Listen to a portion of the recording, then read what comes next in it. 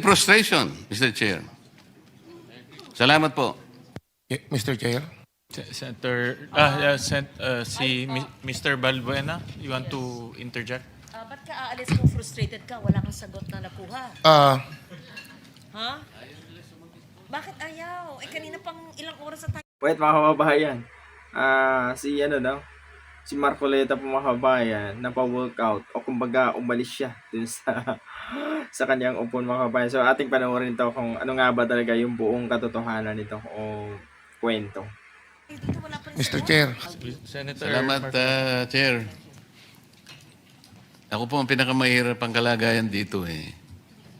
Hindi ko malaman paano ako makapagpa-participate kung ang pinag-uusapan ang laki-laki na ng problema. Ang sinasabi ko naman, merong recourse kasi kamukha nung ibinigay kong mga slides. Kung paniniwalaan po ninyo yung mga data na yun, wala tayong pinag-uusapan ngayon eh. Yun ang problema eh. Ang isa pong irony, Mr. Chair, yung binanggit ng aking kumare, yung replacement cost. Okay? So, gusto kong balikan yun. I want to belabor that kasi yung pong nakaraang hearing natin last Tuesday, maliwanag po na sabi ninyo, DOE, meron tayong 46 days for diesel at that time. Tuesday po ito.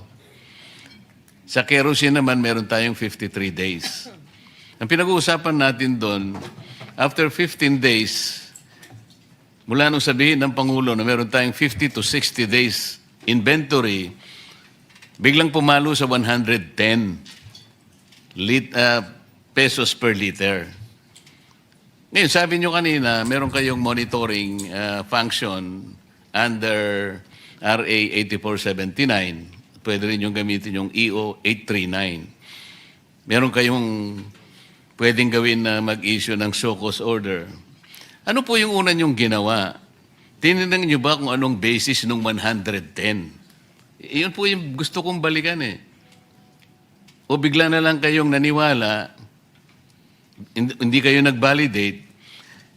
Dati po nilang inventaryo yun eh. Paano po magiging 110 from 55? So kung ginamit po ninyo yung tungkulin nyo under the law, like kayo nagmo-monitor, ini-screen ninyo lahat, did you ask them to present, for example, documents na to validate na kailangan 110 na per liter? Kinuha nyo ba yung mga dokumento sa kanila na bumili na ba on the replacement cost ang basis? Paano po nangyari yun? Inventaryo po ang pinag-uusapan natin. Wala pa naman eh. Ang problema kasi sa replacement cost kasi, Mr. Chair, kahit na wala pa yung ibibili nila sa susunod na kanilang pagbili, ay dapat nandun na yung cost na dinidictate nung Argus at saka nung MAPS. Yun ang problema eh. Ito pong replacement cost, Mr. Chair, konektado po doon sa sinasabi nating rackets and feathers irony. Ano po ibig sabihin nun? Ito pong rackets and feathers irony focuses on the asymmetry of pricing. Where prices shoot like rockets when the global prices rise, but they fall like feathers when they drop. Ganun po eh. Sino po yung tinatamaan, di ba? Yung taong bayan. Can you explain that? Paano po naging 110 nang hindi nyo man lang nababalidate? Oh. Thank you very much. I mentioned to the director of the Oil Industry Management Bureau is to submit how the OIMB does its monitoring. But to answer it precisely, we can Hindi have... po, after 2 weeks, naging 110.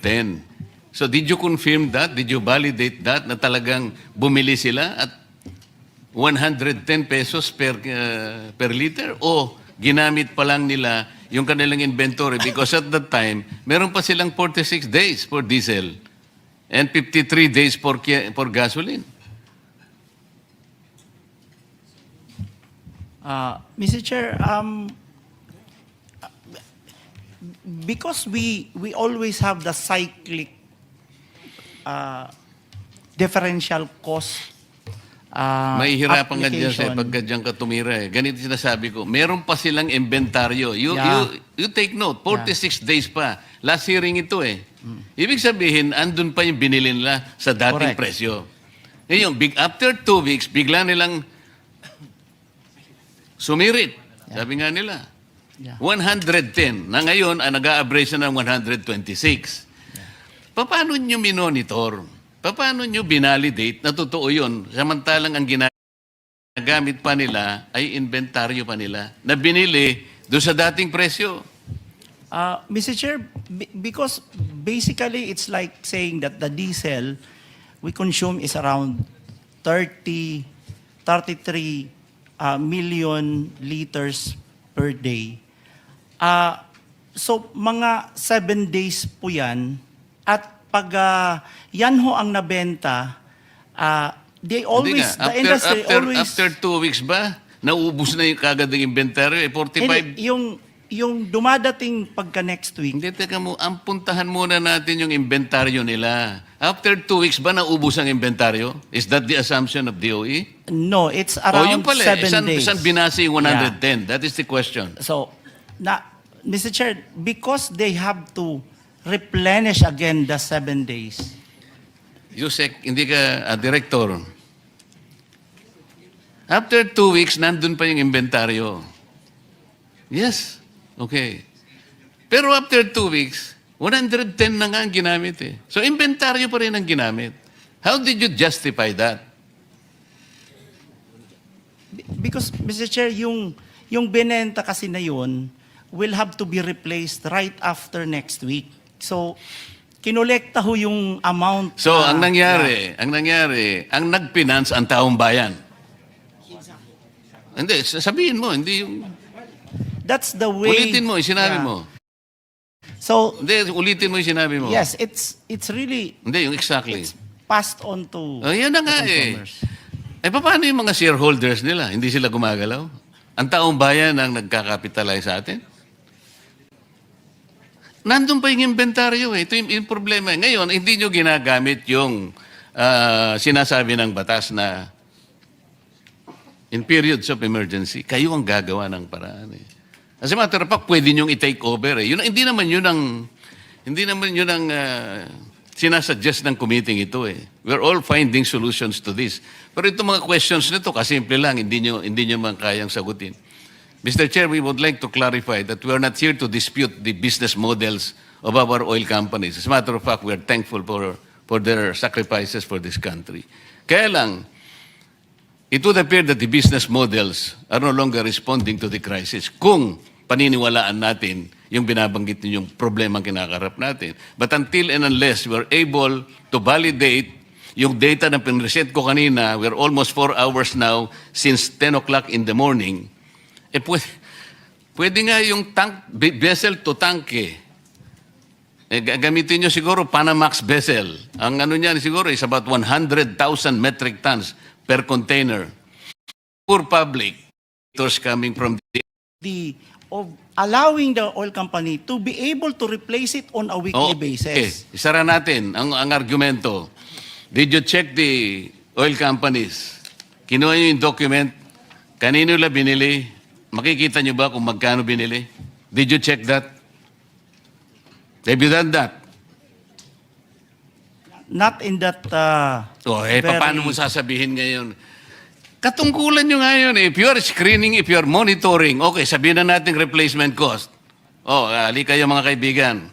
Pwede nyo bandalin yung inyong mga ICPO. Tingnan natin kung magkano, saan nyo binili. Binili natin kay ganito, ito po yung presyo. Ganito. At least chinek natin. Now I am asking you, nag-check, sabi nyo hindi. So ano yung monitoring? This is the frustration, Mr. Chair. Salamat po. Mr. Chair. Senator, Mr. Balbuena, you want to interject? Ba't ka aalis kung frustrated ka? Wala kang sagot na nakuha. Uh, Ha? Bakit ayaw?